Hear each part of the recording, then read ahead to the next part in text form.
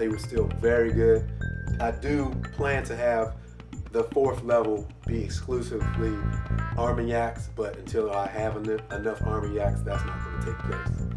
The next level is Scotch, mostly single malt Scotch, and I also have 2 Cognacs there too. I just have so many Cognacs. The next level, number 3, is Anejo or Aged Rum. Number 4 is Cognac. Okay, let's get started with the first level. The first level, I'm going to start out with a bang. Chabot Armagnac XO. Honestly, I just purchased this. This is going to be really good, a really good pairing. I can tell. This is Boss Armagnac Marie Defoe. This is Napoleon level. I have already paired this with a cigar, did really well, and this is a very strong flavored distilled spirit, to say the least. This is my ABK6 VSOP. You may have seen this ABK6 VSOP already in my top 5 VSOPs. Alright, this is another Cognac. This is my Claude Châtelet XO. Now this is I don't know how to put it any better words, but a cheap Cognac. Now if you ever buy Claude Châtelet, I would say only buy the XO. And we have the Hennessy VSOP. Now this Hennessy VSOP is it's pretty good. I mean, it's highly marketed. Everybody knows it. Everybody's familiar with it. But honestly, it's not as good as others, especially in this case. Now we have here Doucet. Now this Doucet is actually, I would think, better in flavor and far as alcohol burn, better than that Hennessy, but it doesn't get the same notoriety in the same respect. Celt VSOP. Now this Celt VSOP barely missed out on being one of my top VSOPs. I truly enjoy it, and the story behind it, I'm not going to get too deep into it, but the story behind it is pretty damn cool. And we have the Appleton Estate. Appleton Estate Rare Blend, 12-year-old. Most of the distilled spirits in here are going to be 12 years old or older. This is everything a distilled spirit should be, with the complexity, with the flavor, with the low alcohol burn. But only reason why I would rank it higher is the flavor profile is just, it's not me. The flavor profile doesn't fit me as Diplomatico Reserva. Again, a really cool looking bottle, original looking bottle. It has a green, dark green hue to it, and that's nothing like I have anything like I have in my collection here. And the flavor of this aged rum is wonderful. It's an Anejo rum. Shell dig. This Speyside Scotch. This is my least expensive distilled spirit in this whole case. Very tasty, very nice. It's surprisingly good for the low price that it actually is. Let's go to the next level. Here we are on the next level, number 2. We have single malt Scotch mostly, and we have 1 blended Scotch, and then we actually have 2 Cognacs that I just wanted to be part of this case, but I didn't have the room on all the levels. Martell VSOP. This Martell VSOP, as far as VSOP goes, just one of the best. One of the best. I have ranked this number 2 in my top VSOP videos, and it deserves it. Complexity, alcohol burn, flavor, all there. Next is Prunier VSOP. This is my top VSOP. This is the number 1 VSOP. It has everything you can think of: complexity, flavor, low alcohol burn. And the day I get my hands on some Prunier XO, man, that's gonna be, I know, a special day. single malt Scotch.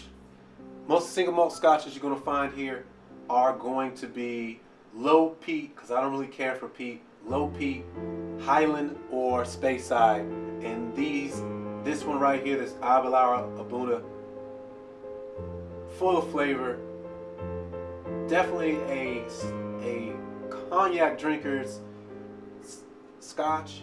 Balvenie Doublewood, 12 year. See, a lot of 12 years here. This is another good example of a cognac drinker's Scotch single malt. This is still a high level single malt. Now, these two that I just had, they were suggested to me as being a great starter also into the world of single malt Scotch. Basic single malt Scotch, far as the higher level. There's different levels to life and everything else. This is basic, but it is not a average person's drink. Most people aren't familiar with Glenfiddich until they really get into drinking single malt Scotches. And single malt Scotches aren't the first choice of a lot of people. Not till their palate develops and they get more sophisticated will they start drinking single malt Scotches, and a lot of times this Glenfiddich is the one. If Glenfiddich is not your number one, Macallan is the next number one. This Macallan 12, again, just like the Glenfiddich, is a starter single malt Scotch, and it's a basic Scotch. And when I say basic, it's still complex and everything else. It's just, this is a lot of people's jumping point, starting off point. I truly enjoy it, so don't get it mixed up from what I'm saying. The last one on here is the Scotch Malt Whisky Society 39.95. That's the actual name, 39.95. This is the first, probably the first, this Scotch is almost done. It's the first time I've actually finished a bottle of anything. I am somewhat new to this, but I don't drink a lot. I love having these distilled spirits, but I really pace myself when I drink. So this is probably going to be the first bottle I've actually taken out, and I really am looking forward to purchasing another bottle. Okay, let's move on to the third floor, third level. I'm going to start off with this Ron Zacapa. This is the best tasting alcohol of anything I've ever had. As far as alcohol goes, even just drinks period. This is the best tasting, best experience I've ever had from anything with alcohol in it. Number one, hands down, this is the best, number one, my favorite in this whole case. We have another XO level rum. This is my Plantation 20th anniversary. This Plantation is my number 2 favorite aged rum. Anejo rum, number 2. Spectacular. I mean, it is wow. All right, one more thing. Look at the presentation of this bottle. Man, I'm just excited to have this in display. I love the way this bottle looks.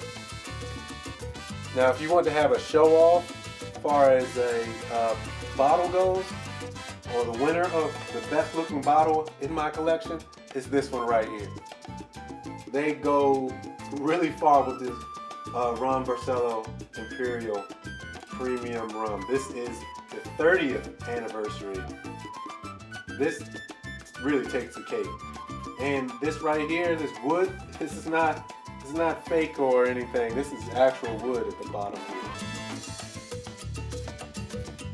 Okay, down one more level. This is the Ron Bercelo Imperial. This is, I would say, this is almost as good as the 30 years.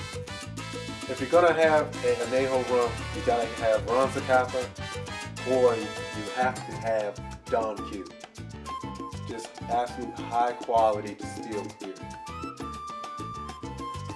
Here's another example of a great bottle presentation with the stamped metal right here, and the Mexican colored flag across the neck, and the glass stopper.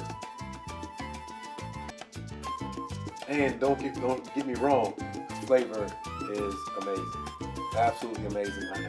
I have done a pairing with this already. If you haven't seen it yet, please check it out. But this Jobs Mexican aged rum, again, 12 years. See the theme? Okay, our final level, cognacs. They're number one because of what they mean to me personally. Number one is the Ade Fusigny, another original look to a bottle. I love all the different bottles. And this bottle honestly looks like a container of cologne, but still cool in its own right. And it's a fine cognac. Fine. Cavassier XO. This Cavassier XO is good. It's good. I don't want to tell you that it is outstanding and it's over the top wonderful, because it's not. Is it good for XO? Absolutely. Now here's something I've been wanting to purchase for really years. Martell Cordon Bleu.